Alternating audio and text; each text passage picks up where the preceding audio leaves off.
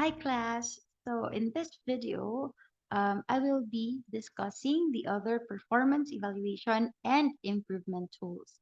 So far we have discussed five, if you can still recall them. I have discussed balance scorecard, DuPont analysis, benchmarking, TQM, and Six Sigma. So as mentioned at the start of the semester, we will be learning 11 evaluation tools. And since we've already discussed five, there are six more to discuss. So the remaining six are the following: statistical quality control or SQC. Then we have plan, do, check, action or PDCA, and then management information system, online analytical processing tools, and then MRP1, MRP2, and ERP, which we will discuss simultaneously. And then the last one will be total productive maintenance. So each evaluation and improvement tools will be covered in a separate video because it's quite long. So I know that you have a problem maintaining your attention when listening to discussion. So for this video, this first part of the six-part video, we will be discussing only statistical quality control. So let's proceed. So statistical quality control or SQC is the practice of controlling product quality against the specification. So in actual, we can look at statistical quality control as a mere subset of TQM. I have mentioned in my previous discussions I discussed TQM together with benchmarking and Six Sigma, in that TQM is the broader concept as compared to the other ones. And we've also learned that benchmarking and Six Sigma are also subsets of TQM. So same goes with SQC. Statistical quality control could also be seen as a mere subset of TQM. So again, the purpose of TQM is continuous improvement. So at this point, if we use statistical quality control, that is us using statistical tools in managing our product quality. So this is specifically useful for those companies that are manufacturing products. So if you want to manufacture a product or if you want to make a product, of course, you have your set of specifications.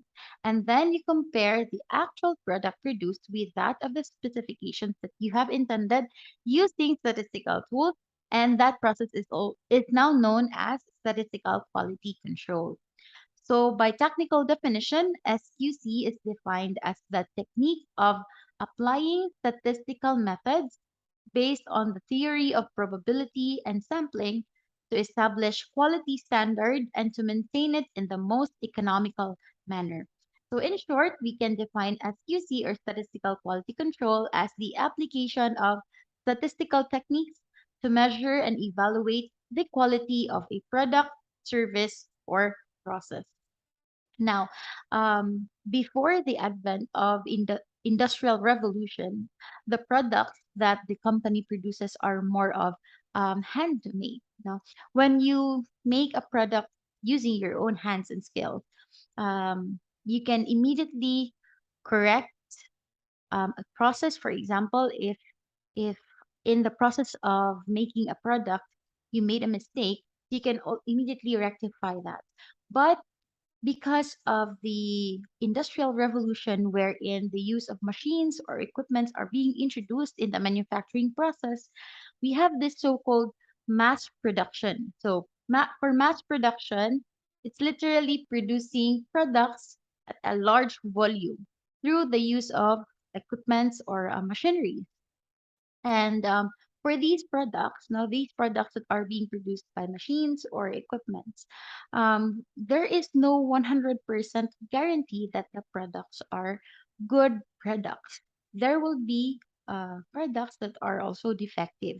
So in order for us to manage the quality of the product that we are going to produce, we can use SQC or statistical quality control. So based on SQC, we can point out the three very important words. So since it's statistical quality control, so first word is statistical, and the root word for that is statistics. So what then is the statistics? At this point in the semester, I'm sure you already have an idea of what is statistics, but let's just define it very briefly. It is a science which deals with the collection, classification, analysis, and making of inferences from data or information. It means availability of good amount of data to obtain reliable results. Statistics handles the data in order to draw the conclusions using various techniques. Next important word is quality. So, quality is actually a relative term. When we say relative term, it depends on a case to case basis. There is no such definite concept of quality. So it is on a case to case basis. It is a relative term. And it is normally explained with reference to the end use of the product. So therefore, quality is defined as fitness for purpose. So if you intended this product to serve a particular purpose, we say that the product is a quality product if it indeed is fit to be used for that particular purpose. The next very important word for SQC is control. So control is a system for measuring and checking or inspecting a phenomenon or something. It suggests when to inspect, how frequently to inspect, and how much to inspect. Especially again for mass production, we cannot expect our employees to inspect all products that are being produced. So that is why we have this so-called sampling. Control ascertains quality characteristics of an item, compares the same with prescribed quality characteristics of the item, then compares the same with the prescribed quality standards, and separates defective item from non-defective one. So since we have already described briefly the three very important words that compose our SQC or statistical quality control, I'm sure we already have somehow a picture in mind of what SQC is all about. So we are now ready to proceed. So why then is quality control important? So even us not learning the technical definitions and technical um, theories behind quality control, based on mere layman's understanding, we could really agree that quality control is important, right? If you are providing a service, you need to make sure that the quality of your service is very good. If you are selling a product, you also have to make sure that the quality of the product that you are selling is also good. So, controlling and improving quality is an important strategy for an organization since the quality provides a competitive advantage to the organization because of the existence of competition in the market. We need to make sure that our products are of great quality. Otherwise, our customers or the target customers will not patronize our product. Instead, they will buy from our competitors.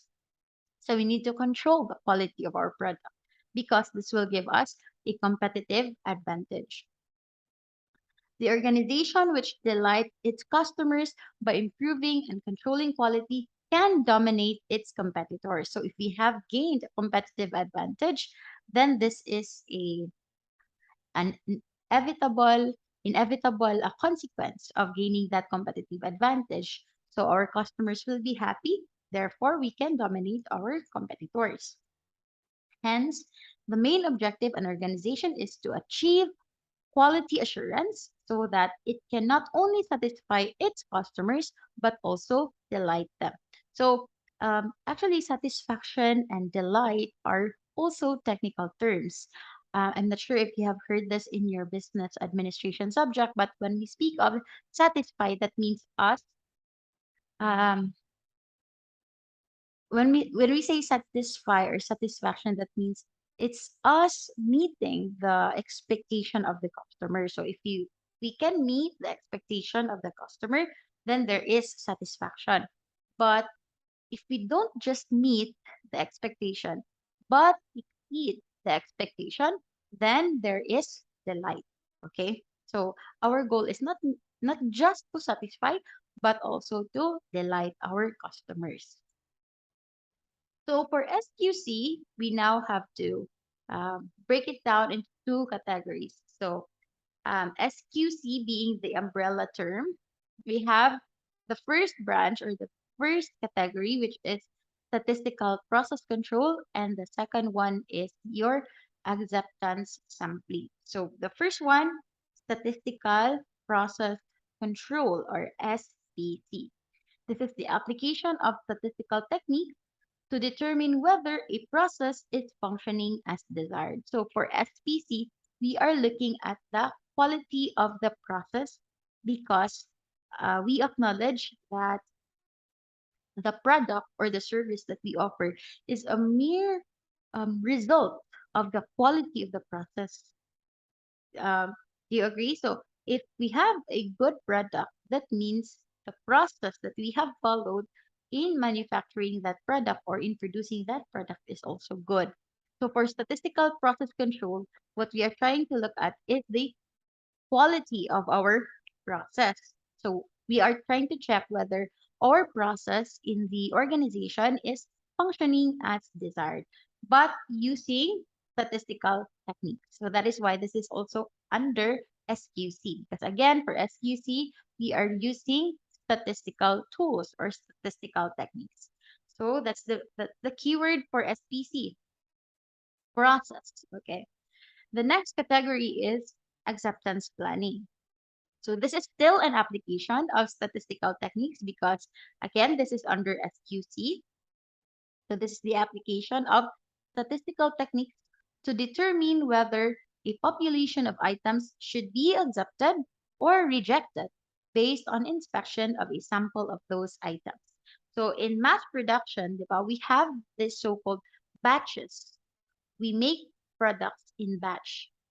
And among batches, we also have lots. Okay, lot is like a subset of a batch. So we have this batch one, lot number one, batch one, lot number two. Okay, so we would like to know whether this particular batch or this particular lot should be accepted or rejected. And how are we going to decide that? You need to pick a sample from that batch or from that lot. And then from the sample selected, you will now decide whether this is acceptable or not. So how to decide whether it's acceptable or not, we will discuss this one further. So in order for us to measure quality, we can either look at attributes or variables. So when we speak of quality measurement, what you would focus on could either be an attribute or a variable. So an attribute is a characteristic that is measured as either acceptable or not acceptable. Thus, only have discrete, binary, or integer values. So there is a specific choice. It's either acceptable or not acceptable. So it's that characteristic. But if we say variable, these are characteristics that are measured on a continuous scale. So there is an infinite number of values that is a variable. But for attributes, you simply characterize it as whether acceptable or not acceptable. Okay, so let's focus first on the first category of SQC, which is statistical process control. So again, remember the keyword for SPC is process. We are going to determine whether the process is operating as intended. So for SPC, statistical process control, control of the process is maintained through the use of control charts. So we have different control charts for SPC, but the common denominators among the control charts is that they have both an upper and lower control limits. So like for this one, we have an upper control limit and we have a lower control limit. So in reading or in interpreting data using our control charts, this is the most basic rule. The rule is that the process is in control if the sample measurements are between the limits. So once you plot the data into the chart, if it is between the upper control limit and the lower control limit, we could say that the process is in control. However, if the data once plotted is beyond, where's my cursor? Okay, is beyond the upper control limit or below the lower control limit, that means that the process is not in control.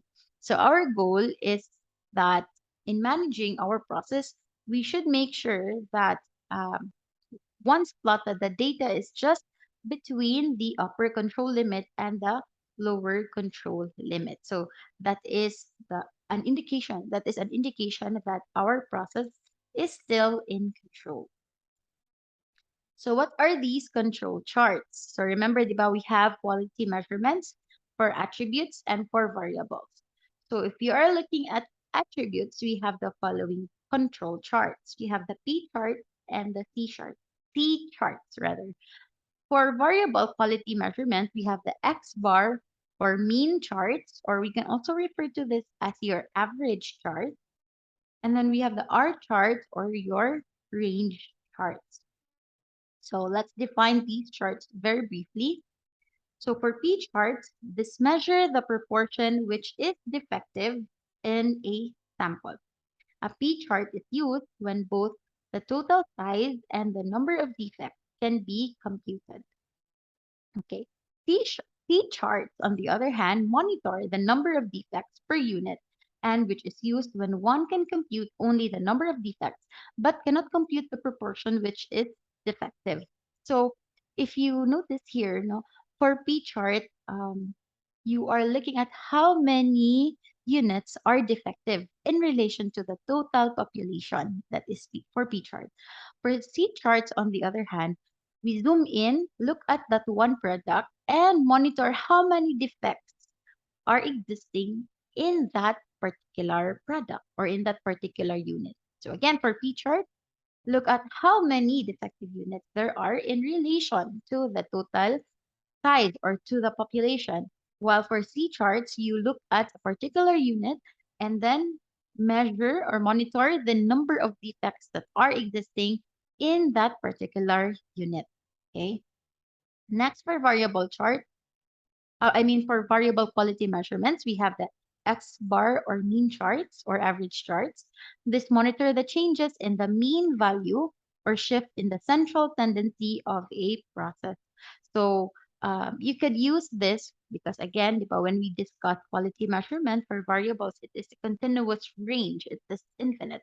So we can actually use this X bar or mean chart or average chart if we want to compare or if you want to look at um, how the average value changes over time because mean or X bar or average looks at the average value. Okay, so we look at the average value. For example, in this one, okay, so if this is the average at, let's say, year one, we will look at average in year two, average in year three, average in year four, and then we look at it as a range. So that is our X bar charts.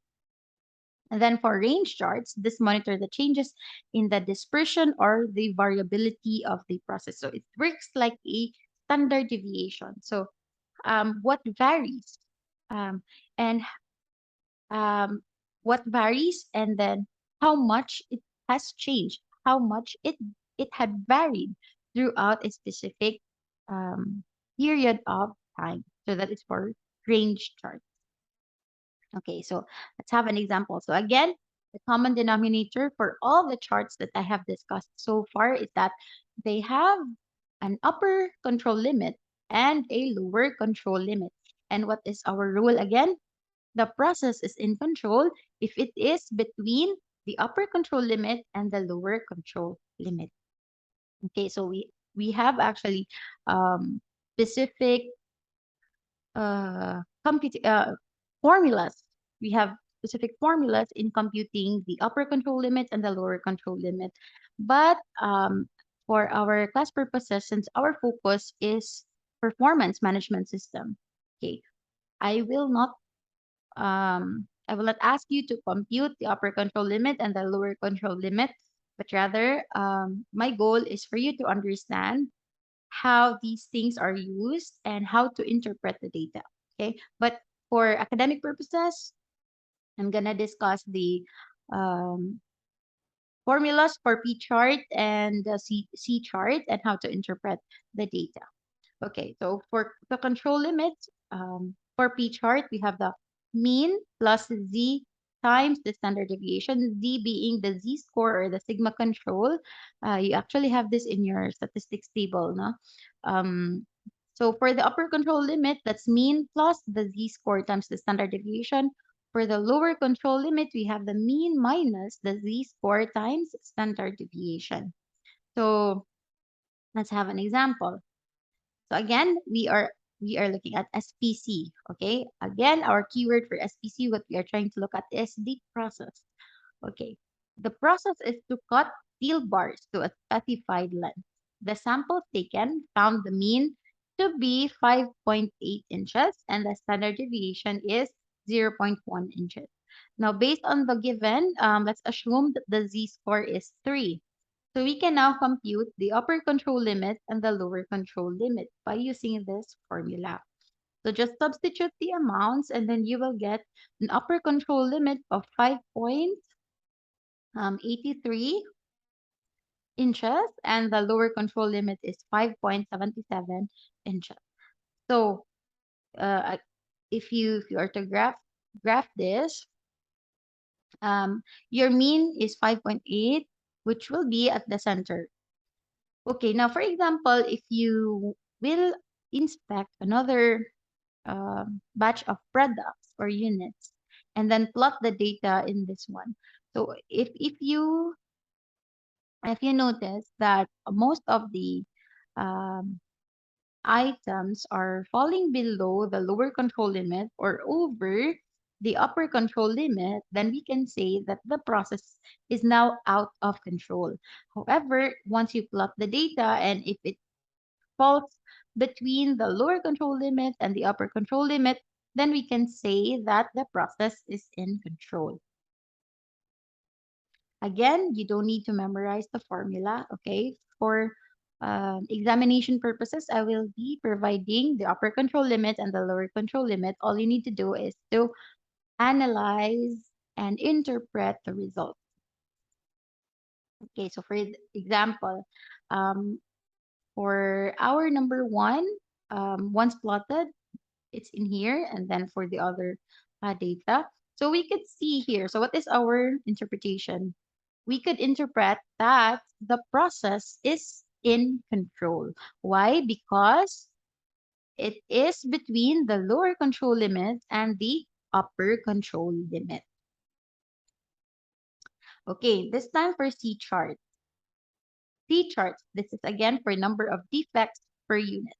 So this is the formula for C chart in computing the upper control limit and the lower control limit. So C bar is your mean, and then we have the Z score or the sigma control, and then times square root of C bar.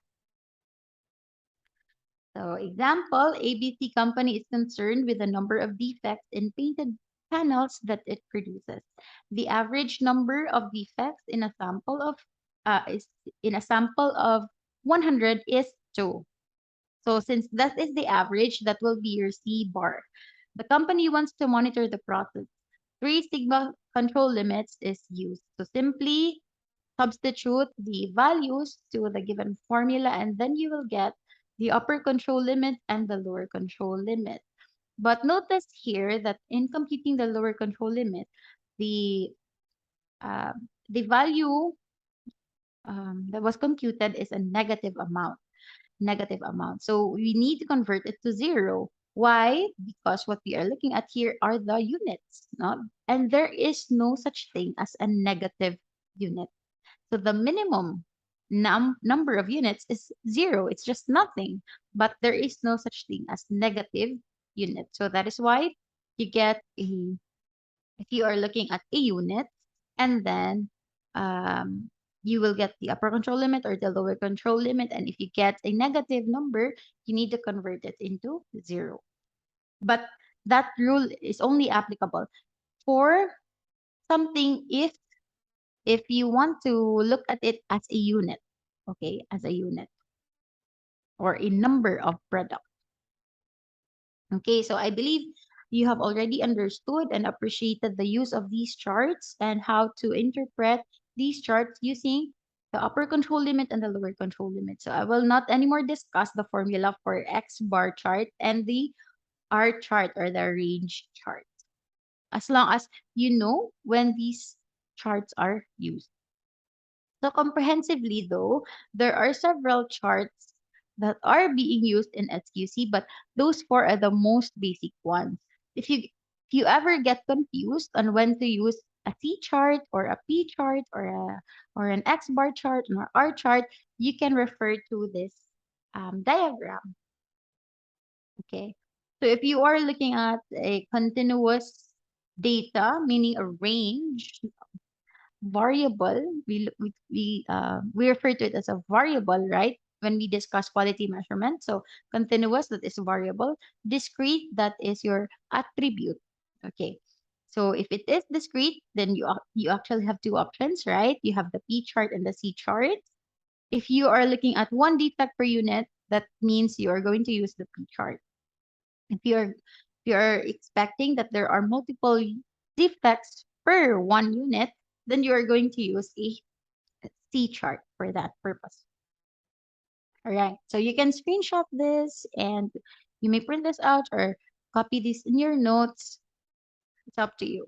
But this will serve as a guide on when to use a particular chart or control chart. Then the next category of SQC is acceptance sampling. So this is very much straightforward as compared to SPC. So acceptance sampling is used to determine whether to accept or reject a batch of products based on the number of defects in a sample. So this is just us trying to decide whether we want to accept this batch or we will reject this batch. So first thing you need to do is to specify an acceptable level. So your acceptable level will be variable C, will be treated as variable C, or you can actually use any variable for that. But let's just use the letter C. So you need to specify what is acceptable to me. How many defects is still acceptable? So for example, out of the 100 units, for me, still acceptable if there are maximum of 2 defective units. I will still accept this batch. But if the number of units exceed 2, the threshold, the acceptable level threshold, I would reject this batch. So again, that's the first thing you need to do. Specify an acceptable level. So the rule is if the number of defects in a sample is less than or equal to the acceptable level, the batch is accepted. Otherwise, the batch will be rejected and subjected to 100% inspection. Okay, so for example, suppose you're receiving 10,000 transistors and you will inspect 89 of them. Again, this is sampling, right? So we need not inspect all 10,000 transistors, but rather we will just take a sample. So based on our um, judgment, we will only inspect 89 out of the 10,000. And then we specified an acceptable level of 2.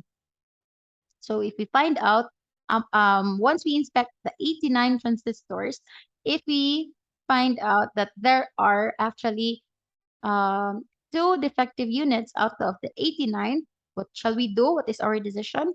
We will accept the lot. What does it mean when we accept the lot? That means the 10,000 transistors will be accepted. Meaning, we would conclude that the 10,000 transistors are of quality, um, good quality transistors. However, upon inspecting the 89 sample, and we find out that, let's say, there are five of them, five out of the 89 that are defective, then that exceeds our acceptable level, right? So that means we need to reject the lot. What does it mean? When we reject the lot, we would conclude that the 10,000 transistors are not of quality. Um, we cannot rely, okay? We cannot say for sure that the 10,000 transistors are of good quality. So what we will do then, if we reject the lot, we will inspect all 10,000 transistors one by one instead of relying on the sample.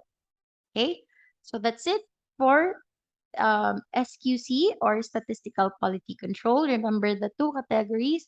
First is your SPC, and then the second one is acceptance sampling. So in the next part of this 6-part video, we will be learning PDCA. All right, thank you for listening.